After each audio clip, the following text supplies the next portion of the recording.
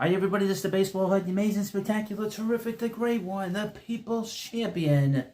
Your host, welcome back to the Baseball Head, and hopefully you like this video. And hit that subscribe button. So we're going to continue to talk about the disintegration and the collapse of the New York Mets, the 2025 New York Mets. Hopefully we never have to deal with this ever again. I hope to God we don't deal with this again in the future. You know, to be honest with you. I thought we were past this. Kind of sort of falling apart to get the postseason, and they did it again. Different group of guys, but obviously there's been a postmortem amongst the media, amongst all these different goofball YouTubers, and of course myself. But the Mets front office and the ownership came out today on Monday, and Steve Cohen apologized on X that the fans came out, but they did not meet the expectations of us. And then later on in the afternoon, we had around a short press conference. I think it was a very short press conference with David Stearns. I'm going to read you just an article from Mets. Somebody wrote to me today, says, why do you got to kick a dog while he's down? Well, he had one thing right. This is a dog of a team. And then he started screaming at me that I read articles and I should get my own content. He's a channel that has 600 subs, and he does videos of his cat. Nobody cares about your cat, Fernando. Ferdinand, whatever the hell he calls him. Nobody cares. I'm talking about stuff that people are talking about, and I want to find stuff. Now, I am not a journalist, so I have to go looking for other things to talk about. I don't pretend that it's mine. I was cited, and there's nothing wrong with that. And so many other channels do that. Big channels, a lot bigger channels than I have, like the quartering, or AKA the punching bag. He does stuff like this. But I'm not in the news business.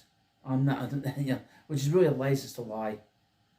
I'm just reading stuff that happens sometimes. This is from Mesmerize. The day after, Stearns takes blame in media session. He did give him credit. He did say that. A day after the Mets were eliminated from the playoff race, and a few hours after Steve Cohen issued an apology on X, David Stearns addressed the media at Citi Field. He answered questions for about 30 minutes. I thought it was kind of short. My last two videos were very, very long. One was 39 minutes, the other one was 47 minutes. Quote, tremendously disappointing season, not nearly good enough. I think we all know that. Came into this year with, deservedly so, very high expectations, and we didn't come close to meeting them. I'm keenly aware of that. I'm the architect of the team. I'm responsible for it. I understand how frustrated our fan base is. I understand how frustrated everyone in the building is. And we got to do better, and I'm committed to moving us forward and doing better. It'll be better. The one thing that was disappointing was this thing on Carlos Mendoza. I think you have to think about firing him. Because the team gets off to a slow start, there's going to be calls to fire him. There's going to be an enormous amount of pressure. I don't want that to be a distraction, but Stearns committed to bringing back manager Carlos Mendoza, who had a tough year, but is still a very good manager, who has all the same traits and assets he did when we hired him 2 years ago. New York went 83-79 in Mendoza's second year at the helm, winning 6 fewer games than a year ago. In 2024, of course, the Mets also made the playoffs and came within 2 wins of reaching their first World Series since 2015. Stearns would say anyone on Mendoza's coaching staff was safe. He said they will be evaluated soon. Again, in the previous video, I said that it was imperative that the number one guy and the one guy that needs to be fired is Jeremy Hefner. I read a lot of comments from all these different people that cover baseball with just in general. They all was defending Jeremy Hefner. Get the hell out of here. Even at the rather boring Tiki Barber said, well, he helped Clay Holmes become a starter. That's not an excuse. It doesn't take away all the bad starters, all the bad innings, all the bad pitching that we've seen over the last 5 years with this guy. Get him out of here. Bring in a new voice. That's the most important thing that needs to be done with the coaching staff. You're not going to get rid of the manager. You need to do that. Now, I would also say,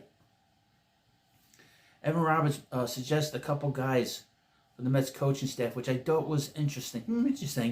One was to bring in Carlos Beltran, I guess, to be a hitting coach, I guess. And he mentioned bringing in Willie Randolph as the Mets bench coach. I know there was a lot of talk when the Mets hired Mendoza to bring him in as bench coach. I do not have a problem with that, because if it doesn't work out, you can just put Willie in there. wouldn't that be ironic? Maybe they can fire Mendoza at some point out in California and say, you know what, Willie, we changed our mind. Come back and be manager. He'd take the job in a second. But that would be a very good situation, because you would bring in a guy who knows how to run a game. He's not Bobby Valentine. He's not Miller Huggins, as Mike as Mad Dog would say. But he was a very successful manager. I don't understand why he never got another job, to be honest with you. But he would be able to handle things a lot better, and it would be a little more seamless. I know he hasn't managed in a long time, but that's not the worst idea in the world. And it brings in somebody that could slip in relatively easily. Pete Alonso, let me read you just what he wrote, what he said. Pete is a great man. He had a fantastic year. I said this last year, and it worked out. I'd love to have Pete back, and we will see where the offseason goes. And I mentioned Kodai Senga. Kodai had 2 very inconsistent, challenging years in a row. We know it's in there. We know there's potential. We're going to do everything we can to help get it out of him. Can we put it in ink as him making 30 starts next year? I think that would be foolish. Don't rely on him. This is where he mentions Edwin Diaz. I think rather than speculate on what Edwin Diaz might do, I think we'll let him make that decision, and then I can comment. I think he'll become a free agent, but I think he'll re-sign with the Mets. Manaea and Peterson, an oblique injury sidelined Sean Manaea until July. Someone said that his season just never got going. Oh, you think so? I think he pitched basically like he pitched before he got to the Mets.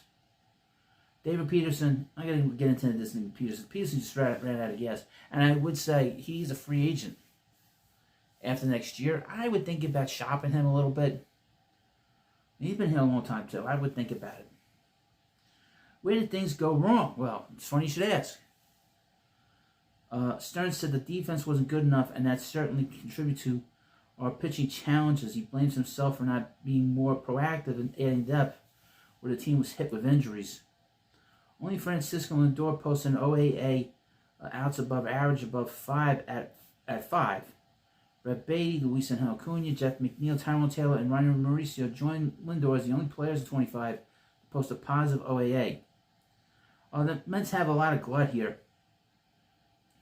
amongst these 5 players. Tyrone Taylor is going to be gone. He's a free agent. Jeff McNeil needs to be traded. They need to get rid of Ratface. He needs to go. Ronnie Mauricio, they got to figure out what the hell to do with him, and Luis Angel Acuna too, and figure out who they want to play at third. And that to me is a major issue amongst all these issues. Now, quote, we don't get redos, we don't get do-overs in this business. But clearly the moves we made at the deadline, or at least a subset of those moves, didn't work, and it certainly, in certain cases, made it worse and didn't help us down the stretch. Deadline acquisitions included right-handed pitcher Ryan Helsley, who was a disaster. I didn't want to see him again. Right-handed pitcher Tyler Rogers, who on the surface the numbers look good. He's only struck out 3.5 batters per 9 innings. That's a lot of contact, especially for a bad defensive team. It seemed like he was pitching poorly. I don't know why. Left-handed pitcher Gregory Soto, he's a loser. Get him out of here. Another loser, Cedric Mullins. Get him out of here too.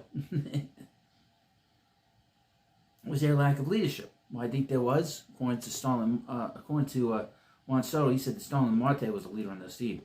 Quote, I think we have leaders in our clubhouse. I think we have leadership in the clubhouse. I do not think that was a problem. I come at this like we need to create a better roster that fits together better. When the Mets go after an ace, they should. They need an anchor in this rotation. Quote, we're not going to take anything off the table this offseason. Stearns noted Nolan McLean, Brandon Scoot, and John Tom would all make an impact on the 2026 roster. Now, he did not guarantee Nolan McLean in the rotation. As of now, Sean Manaea, Kodai Senga, Clay Holmes, and David Peterson return as the veteran arms. Interestingly. The big picture says here, we have very good to elite core players with times have played at a very high level, and a year ago had a very good season together. I think the ceiling remains high. I mean, I think they're going to be good next year again. But the problem is this team needs some sort of a partial makeover, just in terms of personality. Get rid of Ratface. You know,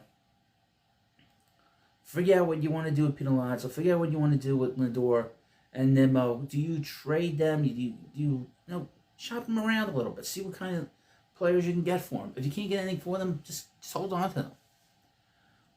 And they're in their 30s. They're older than Pete. Maybe you make Pete a DH at this point. I mean, that's one of the things you could do. I would say that Mets have to be open to everything.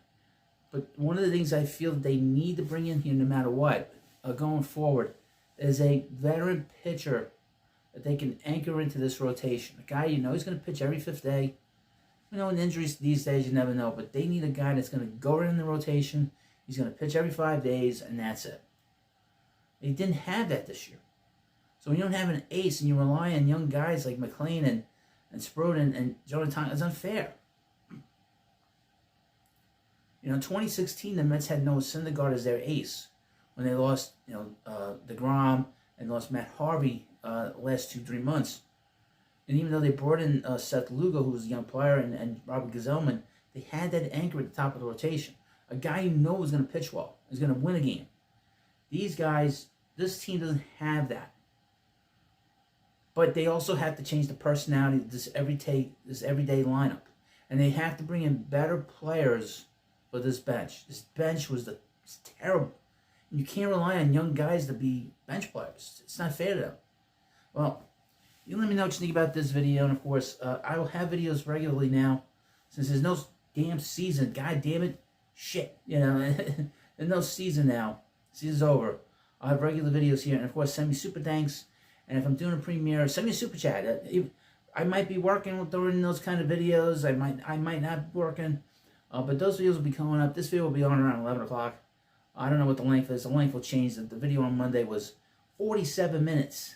But it's almost like a live stream in a lot of ways. So send me a super chat or super thanks. I'll see it. But let me know what you think about this video. And, of course, please subscribe. And, of course, we have memberships here. Become a member of the channel. I'm also on Facebook. And let me know what you think. And I have products here. Check out the products. Buy some products. Buy some stuff. And, of course, thank you for watching. And I'll see you later.